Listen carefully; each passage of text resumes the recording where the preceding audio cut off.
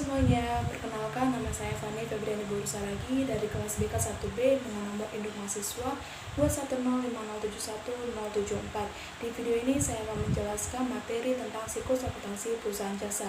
Tapi sebelum itu kita akan bahas dulu pengertian akuntansi. Apa sih itu akuntansi?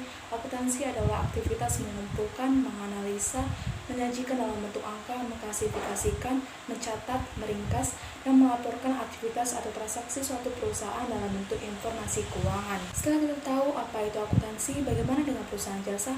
Apa sih itu perusahaan jasa dan apa contohnya? Perusahaan jasa adalah suatu perusahaan yang kegiatan utamanya adalah menawarkan dan menjual berbagai bentuk jasa.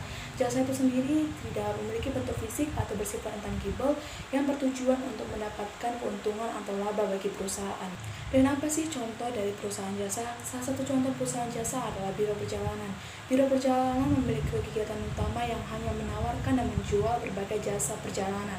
Contohnya sewa bis, tiket hotel, tiket pesawat, wisata kuliner, study tour, dan lain-lain. Setelah kita ketahui pengertian akuntansi dan perusahaan jasa, lalu bagaimana sih dengan siklus akuntansi perusahaan jasanya? Nah, pada siklus akuntansi perusahaan jasa ada 8 step yang perlu kita ketahui. 8 step tersebut yang pertama adalah melakukan analisa transaksi. Akuntan harus menilai dan meneliti setiap dokumen transaksi perusahaan. Yang kedua adalah membuat jurnal akuntansi.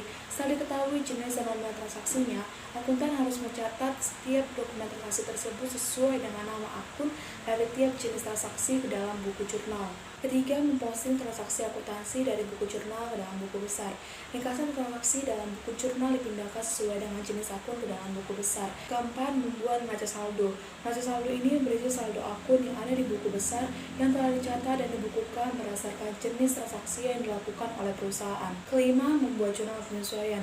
Jurnal penyesuaian ini dilakukan untuk mengoreksi akun atau perkiraan yang salah, sehingga laporan yang dibuat berdasarkan akun tersebut dapat menunjukkan pendapatan, aset, dan kewajiban yang lebih sesuai. Keenam, membuat neraca lajur. Neraca lajur ini berisi jurnal penyesuaian dan neraca saldo baru yang telah tersusun dengan informasi baru. Ketujuh, membuat laporan keuangan. Laporan keuangan dimulai dengan membuat laporan laba rugi, lalu laporan perubahan ekuitas, dan terakhir laporan posisi keuangan dengan menggunakan laporan neraca lajur yang telah disesuaikan. Kedelapan, membuat jurnal penutup. Pada jurnal penutup, akuntan akan memindahkan akun-akun nominal ke dalam akun real sehingga aktivitas pencatatan transaksi suatu perusahaan telah ditutup dan dianggap selesai. Sekian informasi dari saya tentang siklus akuntansi perusahaan jasa. Saya harap melalui video ini kalian semua dapat mengerti dan tidak kebingungan lagi tentang siklus akuntansi perusahaan jasa. Terima kasih. Sampai jumpa.